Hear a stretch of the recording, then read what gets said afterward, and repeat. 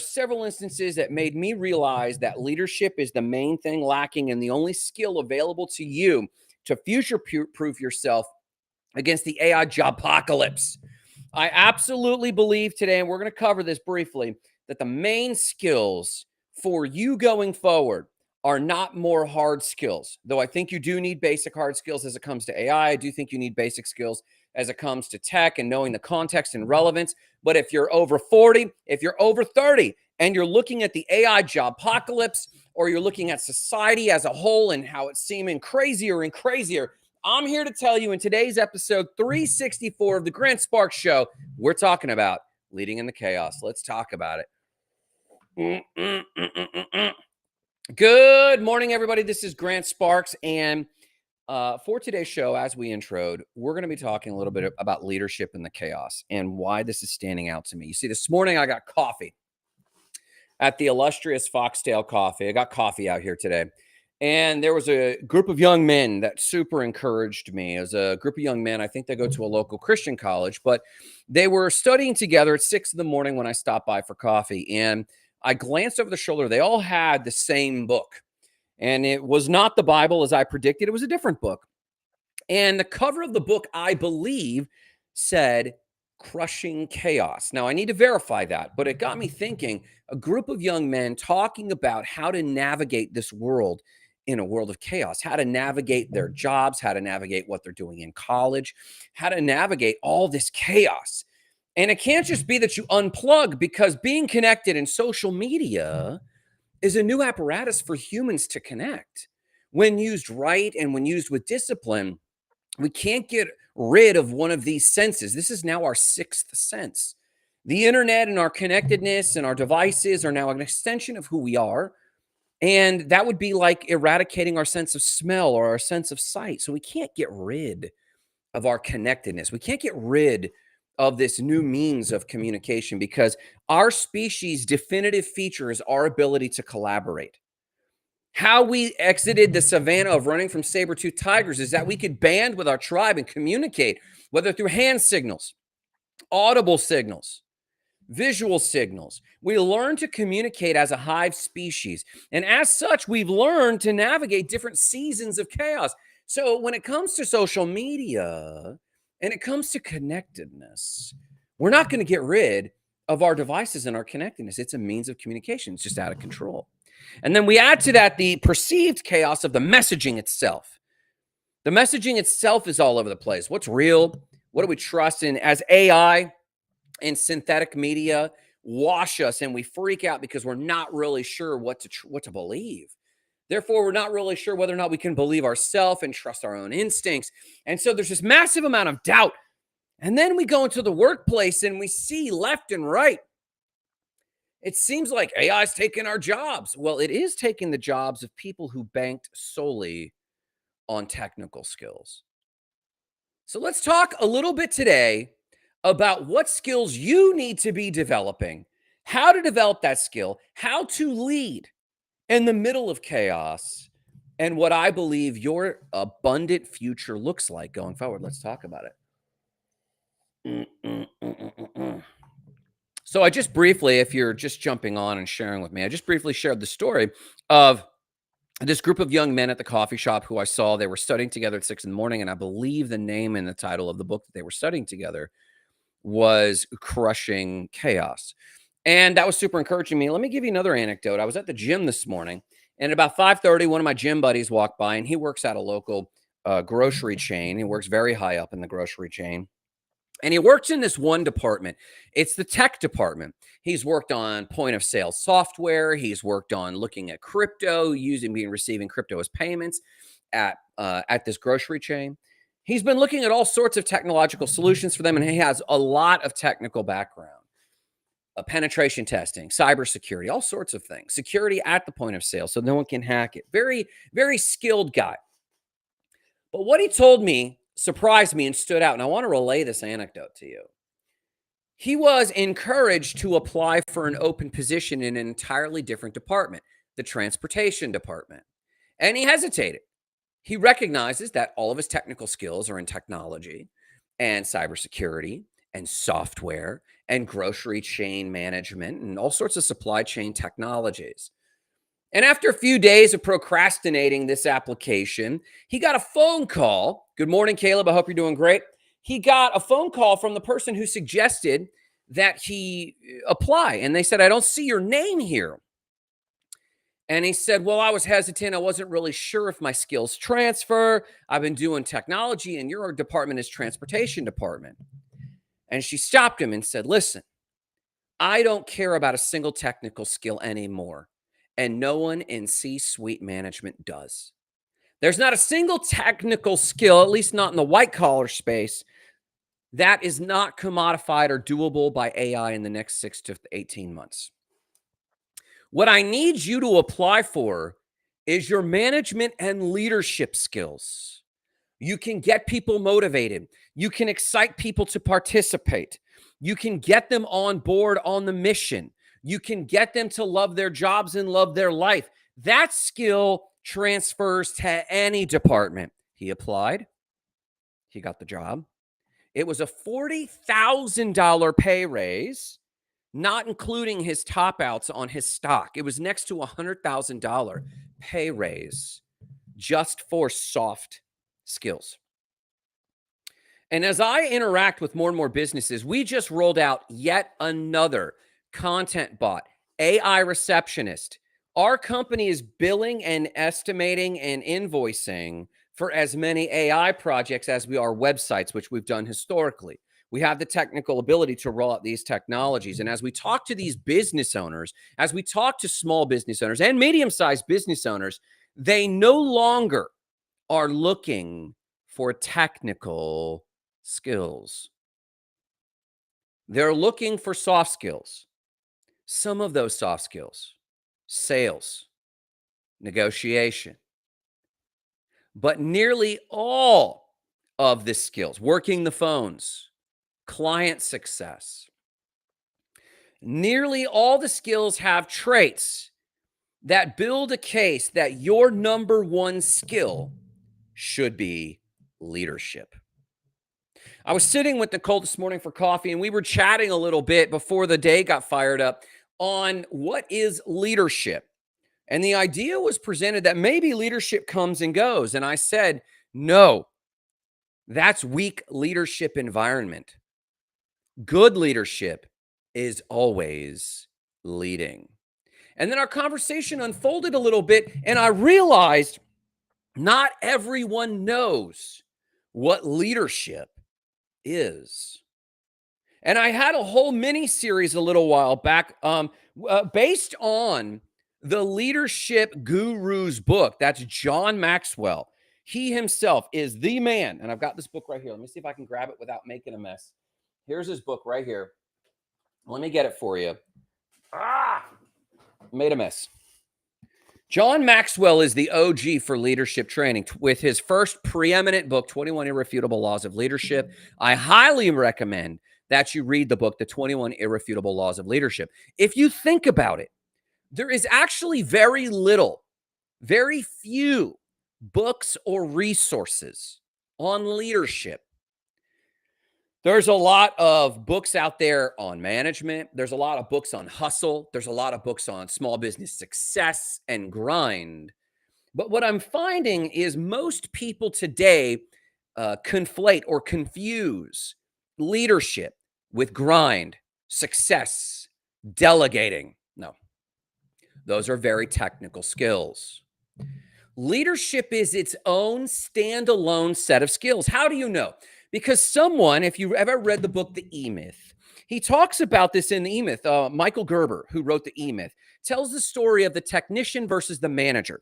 And the typical way someone becomes a manager is that they become extraordinarily skilled at being a technician.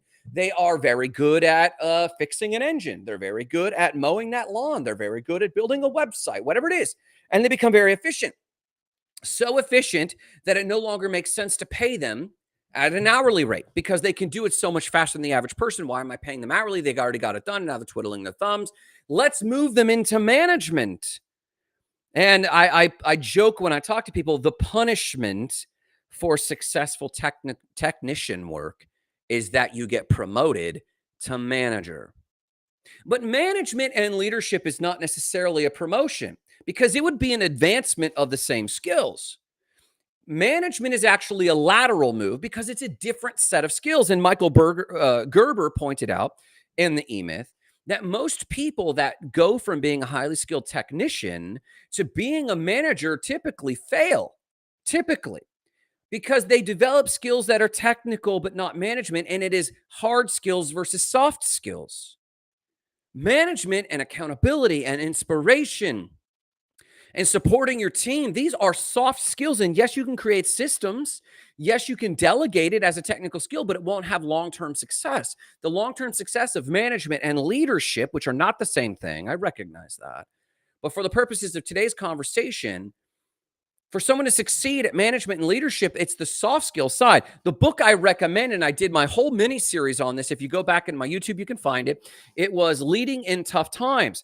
And I went through the idea of the chaos we're experiencing, the political climate that we're experiencing. It's really confusing and challenging for people. Let me know if you're seeing this challenge, if people don't know what to do next, if you don't know what to do next. And I am here to tell you, just like those young men I mentioned at the coffee shop, just like the gentleman I spoke to that I met in the gym this morning, the things that will help you pass through these fiery times, these chaotic times, is leadership. Now, what is leadership? John Maxwell offered what I believe is the most succinct and sublime definition of leadership, and it's this: leadership is influence. Period. Leadership is influence. Leadership is the ability to influence someone to make a choice that benefits themselves, the person being led, and the team initiatives, everyone involved. Leadership is influence. Sometimes people think leadership is only making people follow you. That's not necessarily the case. Good leadership is empowering people to decide whether or not they want to follow you. Leadership is influence. It's influencing people to shift from a passive mindset to an active mindset.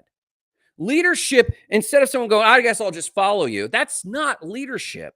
That's getting someone who's a bump on a log and just pulling a paycheck. They're not necessarily giving the extra oomph, even within their hourly wage. They don't give the extra oomph to take it the extra mile. It's the extra mile mindset. It's the do it now mindset. It's understanding the urgency. It's aligning with the initiatives, the passion, the way that the leadership team sees it. Leadership is influence, as John Maxwell said. He also said this: if you think you're leading and no one's following, you're really just taking a walk. And I love that anecdote that sometimes people think they're leaders, but they're not leading because no one's following, right? And following an initiative. If you think you're leading and no one's following, you're really just taking a walk. And the last kind of nugget I will put together for this framework of kind of what is leadership, and then we'll get into how to lead. What is leadership? The final thought here is what Stephen Covey differentiates between charisma-based ethics versus character-based ethics, or basically personality versus leadership and care. What it translates in the simplest layman's terms is this: most people think that they're leaders because they're extroverted and they know to tell people what to do. They're bold enough to tell people what to do. That's not leadership. That's just being loud. That's just being extroverted. And for so many years, too much of my life, I depended on charisma or personality-based ethics. But it wasn't until I shifted to character-based ethics mixed with my extroverted personality that adds for a lot of influence, right? So leadership is not just being the loudest one, not even being the boldest one. There's very bold people in politics who don't have the good in mind for others, and they're not inspiring leadership. They might be in a leadership role, they might be in leadership positions, but no one's following. So they're really just taking a walk. They're really just a lot of bluster with a microphone. and no one's following. They might even have a lot of power and be executing power on other people, but that is still not leadership. Leadership inspires other people to aspire to greatness. Let me say that again. Leadership inspires others to aspire to greatness. How many people in leadership roles are really just causing everyone to be deflated and have a nihilistic view of the world? These are not leaders. They're in leadership roles, but they need to be removed and replaced with real leaders. Leaders have a leadership is influence. Therefore, leaders inspire others to aspire to greatness. Leaders help people want to be better. So let me give you a few quick frameworks. And this isn't the official framework. Go back and watch the 5-part miniseries about leadership. And I need to compile it and create the Spark Book of Leadership. And it was the LIGHT, the Light Framework for Leadership. But in short, let me give you a few quick tips. Leadership sows a vision that inspires everyone to participate. To have a vision that inspires everyone to participate takes time to think through and to listen to other people through. You have to hear what their dreams are in order to paint a picture that incorporates their dreams. Maybe your dream is to work from Bali. That is not everyone's dream. And if you said, we're going to succeed at this business so that everyone can move to Bali, you're going to lose people. It's self-centered. It's selfish. But a true vision of success in its ultimate form always defaults to some abstract ideas in some way, shape, or form. And that concept often falls to freedom. This is why politicians always pitch freedom, because it is the intrinsic desire of most people following. I want to be free. Free from what? Well, whatever they thought was oppressing them. Is it immunizations or is it lack of immunizations? Right? Is it some political oppression or some other political oppression? Do they like a more social economy or more capital? Like whatever it is, everyone feels oppressed by something. And if you can pitch freedom in some way, shape, or form, if your vision is about freedom, freedom to choose, freedom to live one's own way. The trick about freedom is that to obtain freedom, it takes an extraordinary amount of responsibility. And so a leader's job is to provide a clear view of the future. That's step one. Step two, though, is to have a radical acceptance and to show them it's okay, to model for other people that it's okay to have a radical acceptance of reality. Hey, we're struggling to pay payroll, but this time next year, we're all going to get paid beyond the median rate. And here's how we're going to do that. A fearless radical acceptance of what is, because everyone is feeling it. Leaders can say and give words to the thing that other people are either too afraid to say or don't have language for. Leaders can do that. Leaders have a power to give words and make it okay to give language to the boogeyman that everyone's already feeling and sensing in their heart, and then show them that it's okay. And then the third component that leaders do, and again, I dive into this in much more detail in my past mini course on this. But the third thing they do is they offer a doable, workable path towards that thing. This is where we're going. This is where we're beginning. I acknowledge it, but this is where we're going, and this is how we're going to get there. It's inevitable if we bond together, if we do these things, if we push, if we are unified, we can accomplish this shared vision. There's so many good examples of good leaders, and I don't want to go to the cliche ones. There's modern visions of a good leader. And I got it, for all of his flaws, Steve Jobs was a great leader. Was he a great person? No, not all the time. Of course not. Doesn't take a genius to know that Steve Jobs was a hard man. But the one thing he could do is have a radical acceptance of what is today. How cumbersome is it that you can't listen to all of your music in your pocket? This is where we're going. We have created a device that has 1,000 songs in your pocket. I remember when he announced the iPod. And it blew our minds. 1,000 songs in your pocket, take it wherever you go. The device era, and this is how we're going to get there. It's going to cost X. We're going to build it this year. The ability to inspire others to aspire to greatness. And quite often, why do people default to being a dictator and authoritarian? So often, someone with leadership ability, it is not efficient. So often, people with leadership ability attempt to do it through conversation, through inspiration.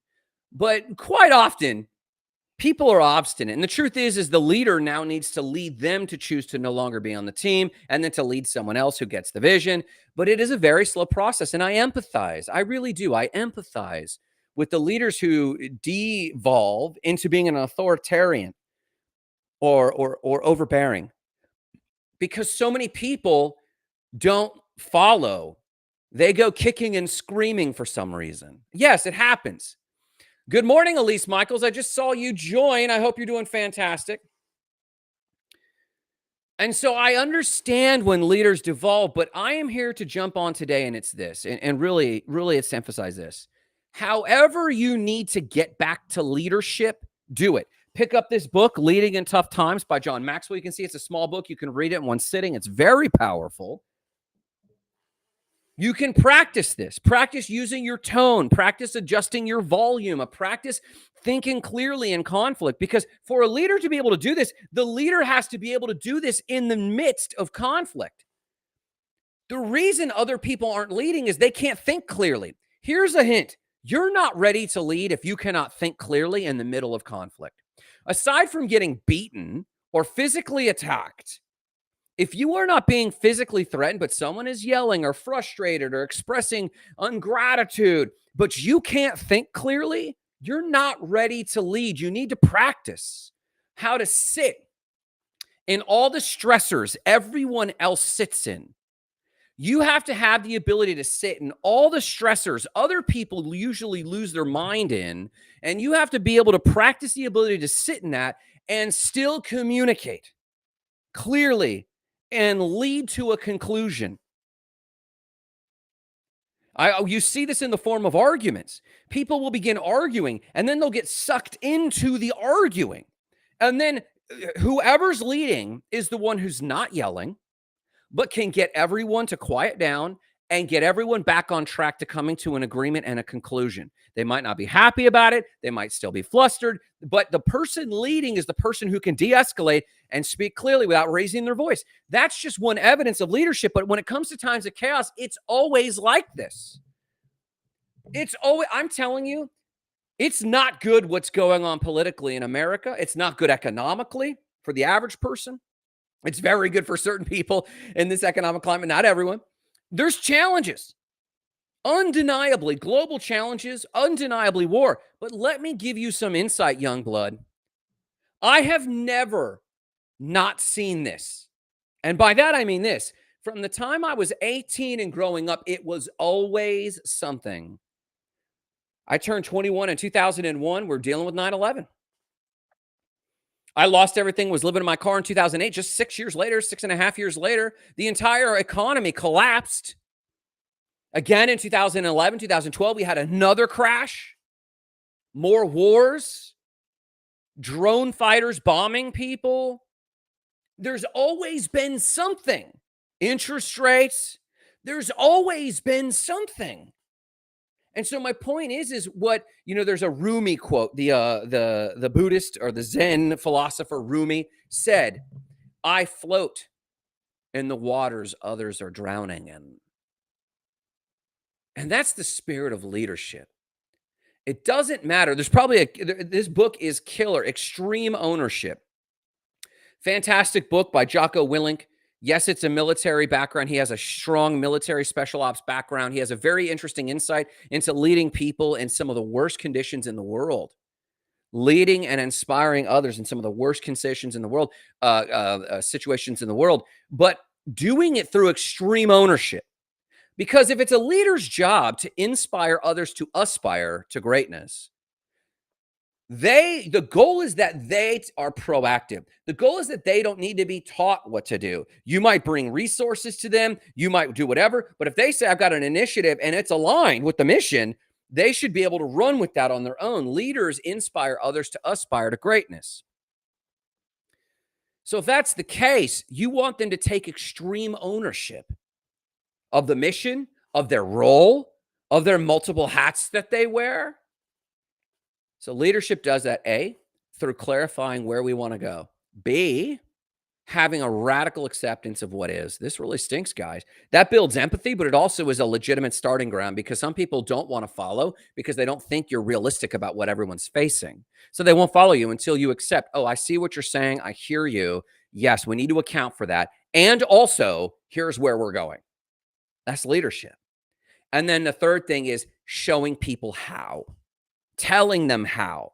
You don't even have to have necessarily been there before, but it certainly helps. But if you have a clear action plan, you can aspire other people to aspire to greatness. Listen, in the AI job apocalypse, the only skills that will matter are soft skills. The ones that are rewarded, and those soft skills specifically are about activating other people to take action. Whether it's in the school system, teachers that truly care and can activate other teachers, other faculty and staff, and the students to aspire to greatness. We need teachers that are leaders. Yes, they need to get paid more. Yes, there's all these other things that need to occur, certainly. But I am talking about the skill. You will always be employable if you can speak to your own system for getting people to move, getting people to be inspired, showing proof that when I got involved, the numbers went up. And that's what it will boil down to is, can you show the numbers that when you got involved, the human numbers, the things that people were doing, a higher success rate, a lower error rate, a higher set of leads, because you're present and your presence and your skills as a leader are evident. Let me encourage you today. Pick up 21 Irrefutable Laws of Leadership. Pick up Leading in Tough Times. Have an array. Surround yourself. And I'm telling you, you are not serious about this topic until you've read at least 3 books, recent books about this topic. And some of it could be management, but I mean the skill of leading as opposed to just managing. I would also say you could probably read Robert Greene's books about influence, which are very powerful, even though that's kind of Machiavellian in its approach. And look up what Machiavellian means, kind of an authoritarian approach to influence. All of these skills can come together in an abundant way to lead people more. Listen, I'm sharing this today because the world is desperately starving to be led into a clear vision of the future. No matter what you believe in your politics, one way that the Democratic Party is failing is there's no vision of what's going on in a clear future. At least the Republicans painted a vision, even if they're dropping the ball on a lot of it, or it's just not panning out the way a lot of their followers had hoped. At least they had a vision. And on the other side, there's no vision. An ancient scripture says, without vision, the people perish or cast off restraint. It means both things. They die from lack, but the thing they're lacking is also discipline and restraint. And that means that they lack visionary leadership. We need you to lead today. But no matter what you do today, remember the mission: igniting lives of explosive significance, starting with your own. Have a great day.